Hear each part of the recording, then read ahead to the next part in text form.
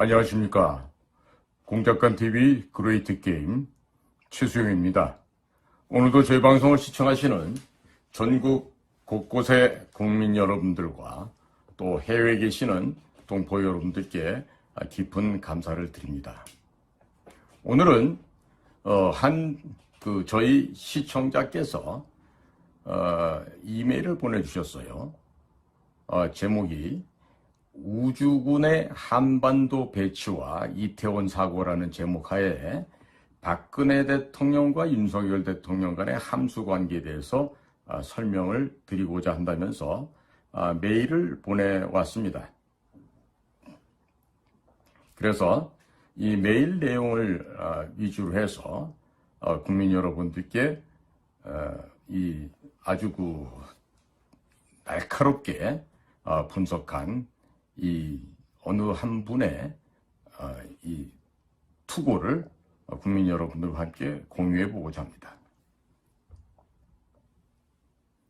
박근혜 대통령 탄핵에 대해서 많은 분들께서 단순하게 국내 문제로만 생각하시는 경향이 있는데, 박근혜 대통령 탄핵은 미중 패권 전쟁 속에서 2016년에 일어난 아시아 국가 최초로 미국과 체결한 한미우주협정과 사드 배치가 발단이 되어 일어난 국제적인 사건입니다. 아주 쉽게 말씀드리면 미중 패권 전쟁을 벌이고 있는 미국이 군사력을 유지할 예산도 부족하고 중국과는 거리가 너무 멀리 떨어져 있으니 한국의 우주 기술부터 최신 군사기술 및 경제력을 일체에 넘겨서 중국의 대항마로 대한민국을 키우겠다는 전략입니다. 19세기 영국과 러시아의 그레이트 게임 당시에 영국이 러시아 남하를 막기 위하여 자금과 최신 군사 기술을 제공할 테니 러시아를 막아달라고 조정에 먼저 제안을 하였지만, 당시 조선의 조정은 러시아 편에 붙으면서 영국은 일본과 영일 동맹을 맺고 일본은 경제강국, 군사강국으로 키웠습니다. 그 과정에서 한반도가 일본의 식민지로 전락한 바 있습니다. 이제는 중국을 견제하기 위해서 한국을 경제강국, 군사강국으로 키우겠다는 것이 한미 우주협정의 핵심 골자인데, 한미 우주협정 체결로 연간 약 350조 원에 달하는 우주시장에 우리나라도 진출이 가능하게 되었습니다. 또 미국은 거의 모든 분야의 기술을 한국 기업들에게 넘겼고 한국군의 미사일 개발을 관련한 모든 제한을 풀어주었습니다. 한미 우주협정은 달 탐사 기술을 미국 나사, 미국 항공우주국이 한국에게 넘긴다는 것이 주요 골자인데, 이는 장거리 탄도미사일 ICBM을 개발할 수 있도록 미국이 지원한다는 의미입니다. 또 ICBM은 핵미사일이 아니면 개발할 이유가 없기에 한국의 핵무장을 의미하는 것이었습니다. 이런 전략은 이명박 정부 시절부터 준비가 되었고, 박근혜 정부에서 한미 우주협정을 맺었으며 윤석열 정권에서 착실하게 추진되고 있습니다. 그렇기 때문에 중국은 한국 내의 중국 공산당에 의해 포섭된 여야의 정치인, 언론, 학자, 시민단체, 중국인 유학생들을 총동원하여 거짓 선전선동, 가짜 뉴스를 터뜨렸고 결국 박근혜 대통령을 탄핵시키고 이명박 대통령까지 장기간 구속을 시켰던 것입니다. 이번 이태원 사고는 박근혜 대통령이 탄식 시즌2로 주인공만 박근혜 대통령에서 윤석열 대통령으로 바뀐 것이라 보시면 되겠습니다. 그러나 안타까운 점은 박근혜 대통령 탄핵 때에도 국정원이 사전에 막으려고 했으면 충분히 막을 수 있었고, 이번 이태원 사고 또한 충분히 막을 수 있었는데 넋놓고 있다가 당했다는 것입니다. 세월호 사건을 겪은 국민들은 자발적으로 일어나서 이들의 준동을 틀어막았다는 것입니다. 이번 이태원 사건에 대해서는 대통령 경호실이 나서서 국정원 고위 간부들에 대해서 철저한 조사를 할 필요가 있다고 생각합니다. 중국과 북한에 아주 오래전에 포섭된 자가 고의로 정보를 누락, 왜곡시켰을 가능성이 매우 높은 상황입니다. 실수를 가장해서 성문을 열어준 셈입니다.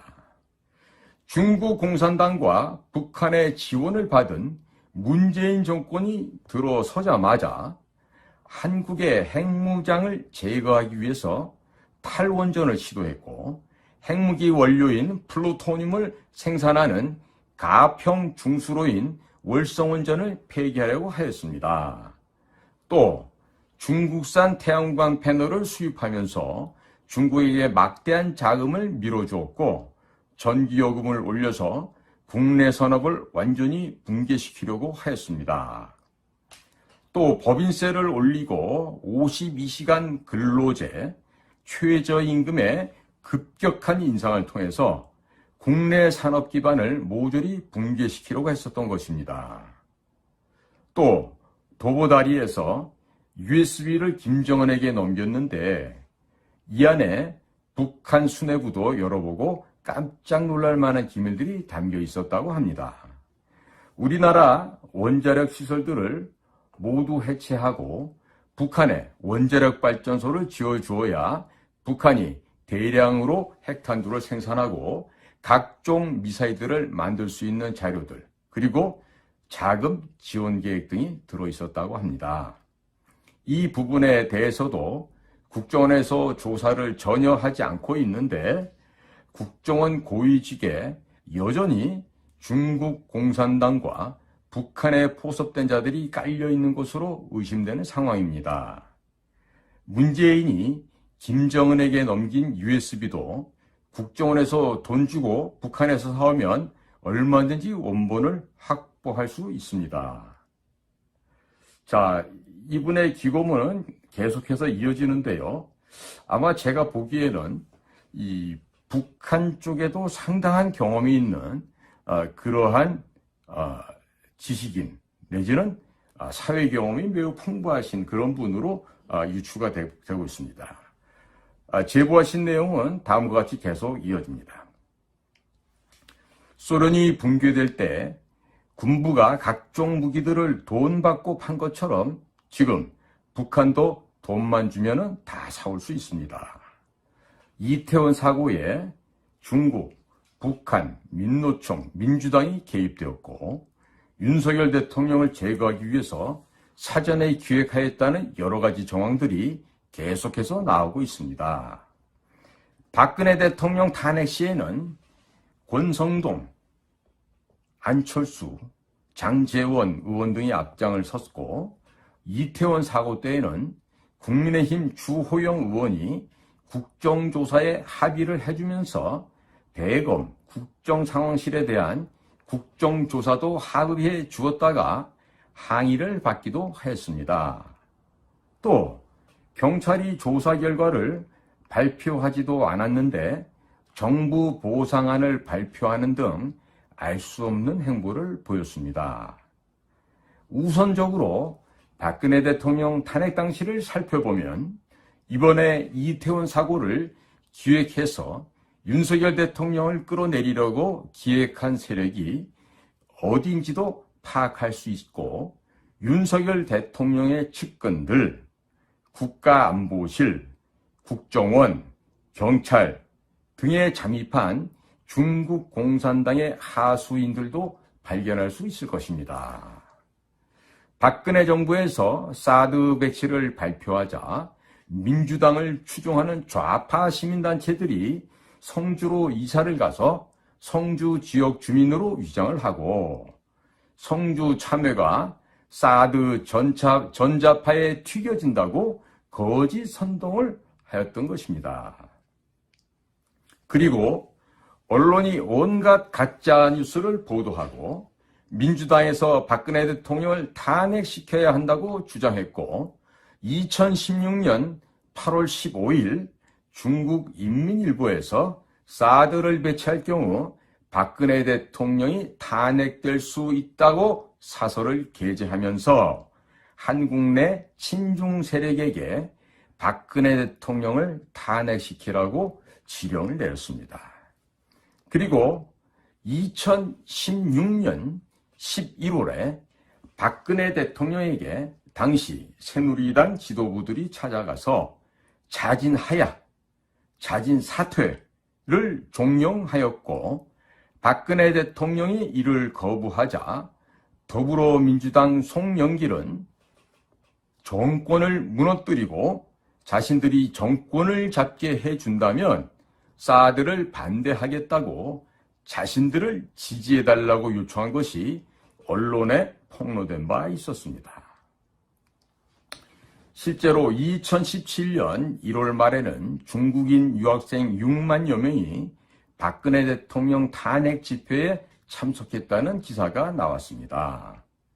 그리고 민주노총은 매주 가수들을 동원하여 광화문과 서울시청 광장에서 콘서트를 진행하였고 일본 공산주의 단체인 JR 철도 노조를 초청하여 촛불 집회에도 참여시킨 바 있습니다.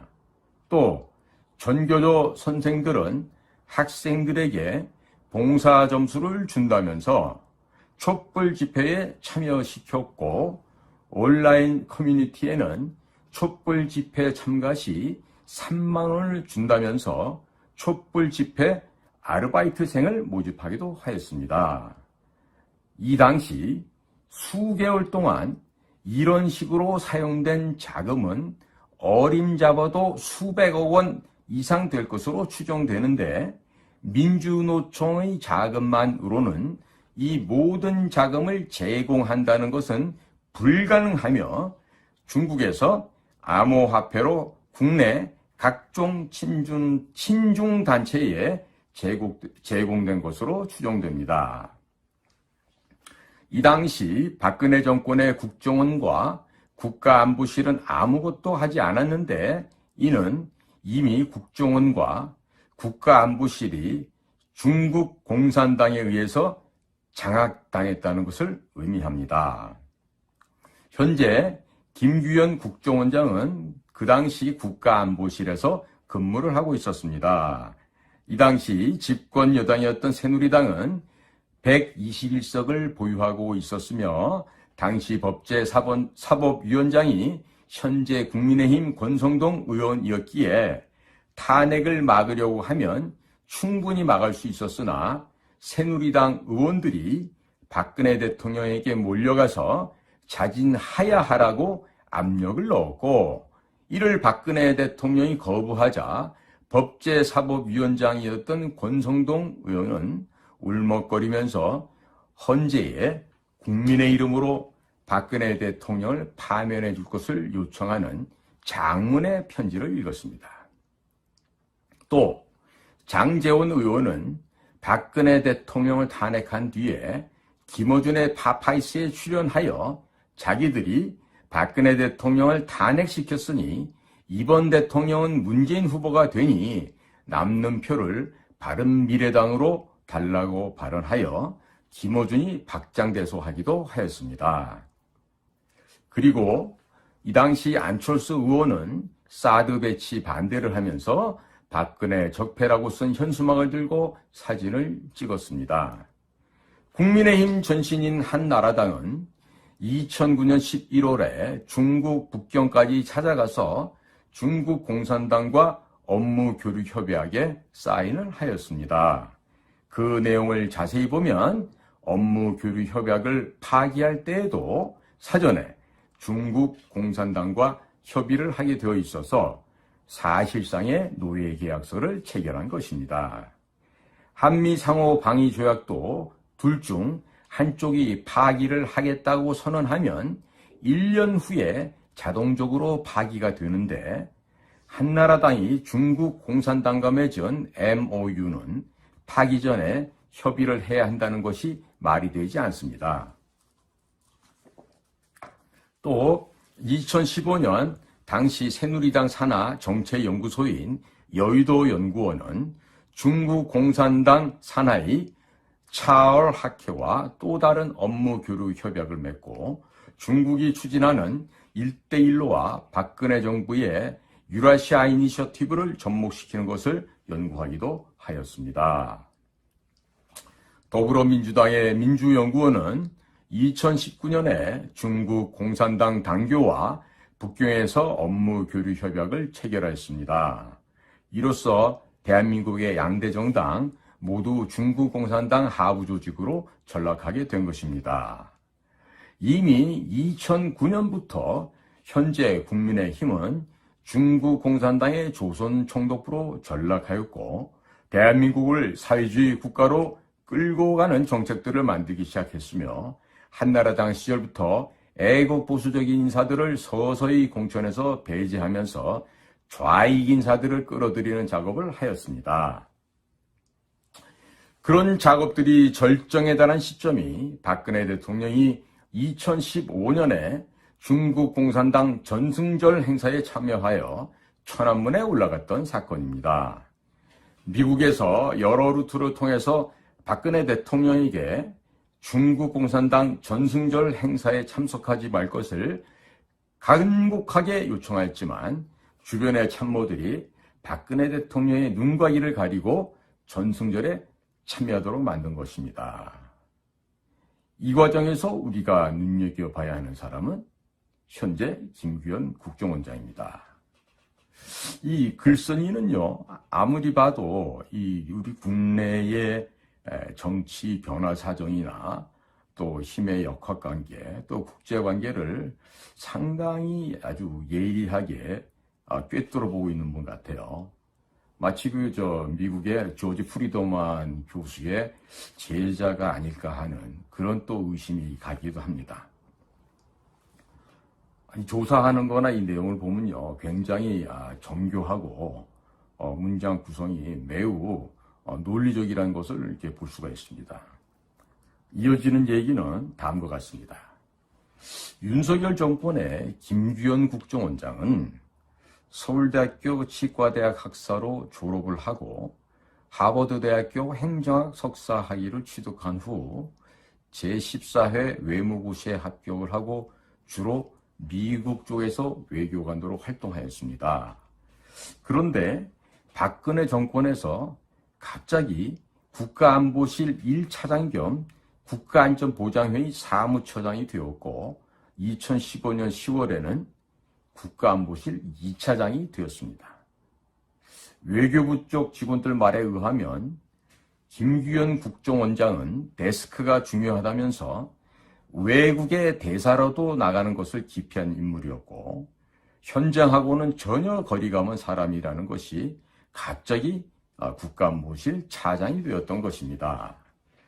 실력으로 그 자리에 올라간 것은 아니라는 생각이 드는 대목입니다. 이러면서 여러분도 회사를 다녀보셔서 아시겠지만 실적이 없는데 진급을 하려면 상관들에게 여러 가지 많은 일을 해야 한다는 것을 잘 아실 겁니다. 미국 쪽에서 여러 루트로 수차례 박근혜 대통령의 중국 공산당 전승절 참석을 만료하였음에도 불구하고 미국 쪽 외교관으로 오래 근무했었던 김규현 국가안보실 제1차장에게도 당연히 미국이 요청을 했을 것으로 생각이 됩니다. 그런데 박근혜 대통령의 중국 전승절 방문을 막지 못하였고 박근혜 대통령 탄핵 시도가 있었음에도 불구하고 아무런 구체적인 대응을 하지 않았다는 것입니다. 이 정도면 현재 김규현 국정원장과 중국 공산당과의 관계를 한번 의심해 볼 만합니다. 책상 물림만 하던 그를 실무가 매우 중요한 국가안보실에 누가 추천을 했는지도 조사해 볼 필요가 있겠습니다. 민간 분야 중소기업에서도 한 번 실패한 임원은 채용을 하지 않는데 자기가 모시던 박근혜 대통령께서 중국 공산당 전승절에 참석하는 것, 또 탄핵되고 구속되는 것을 막지 못하였다면 중국 공산당에 이미 오래전에 포섭되었거나 아니면 매우 무능한 사람이라고 합리적인 의심을 해볼 수 있습니다. 그리고 자기가 모시던 대통령이 탄핵되고 감옥에 갔으면 자기도 실패한 국가안보 책임자였기 때문에 도의적인 책임을 지고 정보라인에서 손을 떼야 하는데 윤석열 정권에서 국정원장이 되었다는 것은 상식적으로 이해가 되지 않으며 특정한 목적이 있는 것이 아닌지 의심해 볼 필요가 있습니다. 또 누가 이 사람을 국정원장으로 추천했는지도 조사를 해볼 필요가 있습니다. 이태원 사고가 일어나기 전에 민노총은 대구 10월 공산폭동을 기념하기 위해서 매년 10월에 대규모 집회를 실시했습니다. 또 윤석열 대통령을 끌어내리겠다는 이야기를 공공연하게 하고 다녔습니다.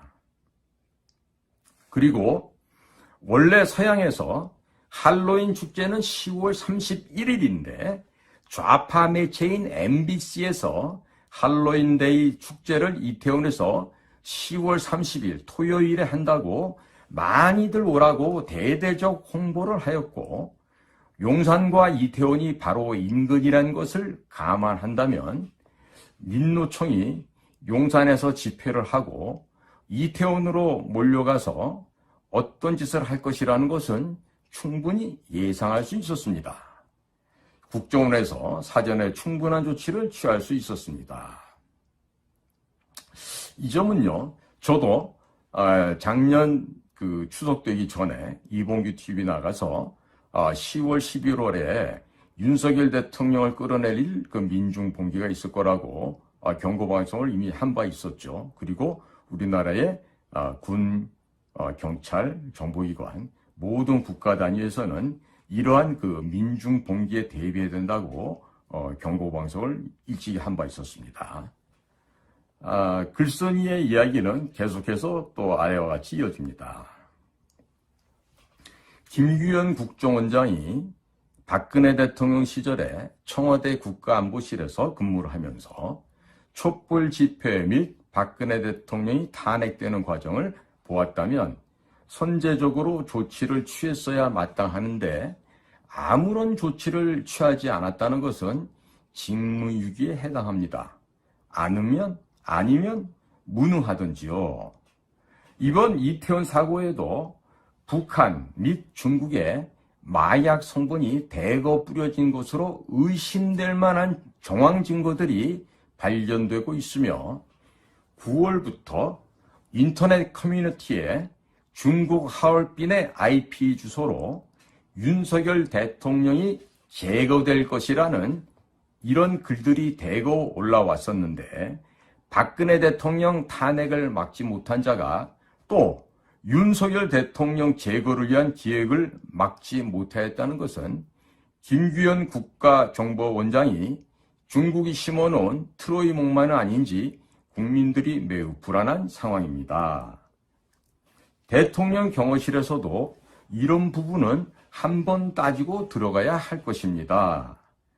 중앙정보부 부장 김재규가 박정희 대통령을 시해한 사건이 있었기 때문에 김규현 국정원장이 아주 오래전에 중국 공산당에 의해서 포섭되었을 가능성도 염두에 두고서 대통령 경호에 신경을 써야 할 것입니다.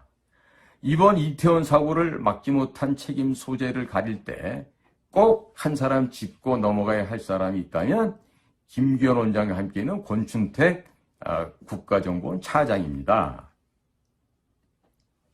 이러면서요, 권춘택 씨에 대해서 비교적 상세하게 또 묘사를 하고 있어요. 권춘택 국정원 해외파트 차장은 김성한 국가안보실장과 고려대학교 영어 영문과 동기입니다. 대북 공작이나 대중국 공작을 해본 경험도 없고 공산권 국가에 대해서 잘 모르는 사람입니다. 김규현 국정원장도 외교부 공무원 하다가 갑자기 국가안보실로 들어가서 자기가 모시던 박근혜 대통령이 중국에 의해서 끌려 내려오는 것을 보고도 속수무책, 또 이어지는 김성한 외교안보실장도 외교안보연구원에서 미주 파트 교수 생활만 계속하던 분인데 권춘택 국정원 해외 파트 차장도 중국과 북한에 대해서 전혀 모른다면 중국과 북한을 어떻게 다루겠습니까?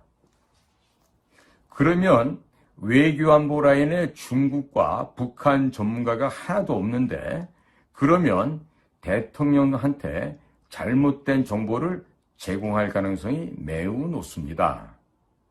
또 북한과 중국의 윤석열 대통령 제거 공작을 어떻게 막아낼 수 있겠습니까?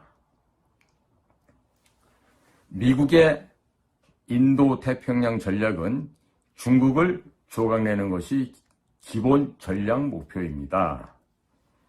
국정원 내부에도 중국과 북한에 대해서 현장 경험이 풍부한 인원들이 많은데 그런 사람들은 모두 배제하고 공산권에 대한 이해가 전혀 없는 자를 중요한 해외 파트 차장으로 임명했다는 것은 중국이나 북한에서 오는 각종 공작을 막아내는 것을 포기하겠다는 이야기로 들립니다. 중국과 북한에서 오는 윤석열 대통령 제거 공작에 대해서 문을 열어준 셈입니다. 이번 이태원 사고가 일어나기 전에도 인터넷 커뮤니티에 9월부터 하얼빈 IP 주소로 윤석열 대통령이 제거될 것이라는 글이 계속 올라왔었기에 이런 것들만 제대로 모니터링하고 추적했었더라면 이태원 사고는 사전에 막을 수 있었다고 생각이 됩니다. 또 권춘택 차장은 원세훈 국정원장 비서 시절 권력 사유화 등의 의혹으로 내부에서 동료들로부터도 비판을 받았던 사람인데 이런 사람을 대통령 호위무사로 임명했다는 것은 김규현 원장과 유유상종이라는 생각이 듭니다. 또 원세훈 국정원장 서울시 공무원 출신으로 광우병 사태를 막지 못하여 이명박 정권이 실물 정부로 전락하는 데 공을 세운 사람입니다. 게다가 원세훈 원장은 개인적인 비리도 있고 그 부인이 김정숙 여사 못지않게 국정원 조직을 이용하여 해외 관광을 하는 등의 무리를 일으켰습니다. 자기 실력이 출중하고 정상적으로 성실하게 근무를 한 정보요원이라면 원세훈 원장 밑에서 비서실장을 하는 것은 자존심이 상해서 오래 할 수가 없을 것입니다. 국가정보기관은 개인의 철새를 위해서 존재하는 곳이 아닙니다.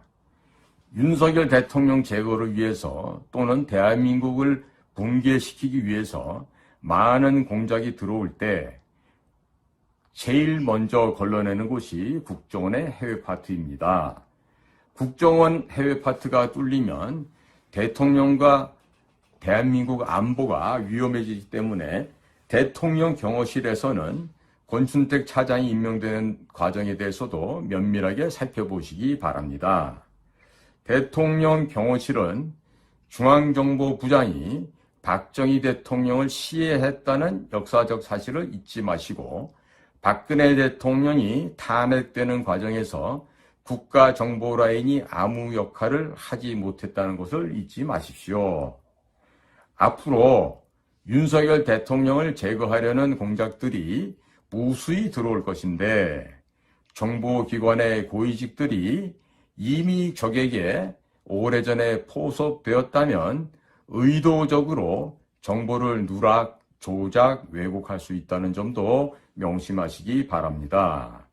이태원 사고는 국정원이 충분히 막을 수 있었지만 정보기관이 아무 일을 안 했고 사고 후에 국민들이 좌익 세력들의 준동을 틀어막았다는 것을 잊지 마시길 바랍니다. 보내주신 메일은 여기서 마무리를 짓고 있습니다. 지금 오늘 이 한 애독자가 이 글을 보내준 걸 보면은요, 이 대한민국 국민들의 수준이 무척 높다는 것을 우리가 알 수 있습니다. 특히나 이 글 내용들을 쭉 제가 전반적으로 볼 때 이것은 정말 적지 않은 학문적인 배경과 함께 실질적으로 사회생활 경험에서 아주 진하고 또 아주 핵심적인 분야에서 종사를 했던 경험이 있는 그런 전문가적인 견지에서 이 글이 작성된 것이 아닌가 하는 이런 평가를 하게 됩니다. 세상이 이처럼 투명합니다. 우리가 모르는 것 같아도 외부에서는 우리를 다 알고 있다고 우리는 생각해야 될 것입니다. 특히나 지금 이 기고된 이 문장을 보면은요, 이 정보기관에 대해서도 상당 부분을 지금 짚고 있는데요. 저도 지금 우리 국가정보원의 내부적인 골마 터진 상태에 대해서 자주 말씀을 드리곤 했습니다만은, 이제는요, 국가정보기관, 비밀정보기관이라고 해서 숨겨둘 만한, 은리시킬 만한 어떠한 비밀이 없을 만큼 모든 것이 다 파헤쳐졌다는 겁니다. 이제는 더 이상 드러낼 민낯조차 없는 상황이 되어버린 것이죠. 특히나 서훈이 2017년에 국가정보원장으로 부임을 하면서 국정원의 발전 개혁을 위한 특별위원회, 즉 적폐청산위원회 TF를 만들어서 민변의 변호사들 또 현직 검사들 중에서 박범계 의원, 박범계 후에 이제 법무장관이 되죠. 박범계의 라인이었던 사람들, 그리고 참 도무지 우리가 이해할 수 없는 부류의 외부 인사들, 또 성공회대 무슨 정혜구라는 교수, 거기다 이제 치명적으로 국정원을 파괴하는 데 일조했던 사람들은요, 중앙정보부 안전기획부 시절에 입사했던 비교적 나이가 있는 유경험자들로서 적폐청산위원회에 참여해서 도륙질을 하고 고향집을 파괴시키며 동료들을 죽여 없애버리는 과정에 동조했던 자들이 있었다는 겁니다. 그들은 적폐청산위원회에 참여하여 내부적인 비밀 정보 자료를 공개하는데도 서슴지 않고 동조하였고, 또 동료들이 또 후배들이 억울한 누명을 쓰고 형무소에 가서 옥살이를 할 때 그렇게 참여했던 자들은 해외 다른 나라의 대사로 파견 나가고 또 다른 고위관직을 얻어서 또 후반부를 멋있게 릴렉스하는 그들만의 유복하고 행복한 삶을 살았던 것으로 지금 보여져요.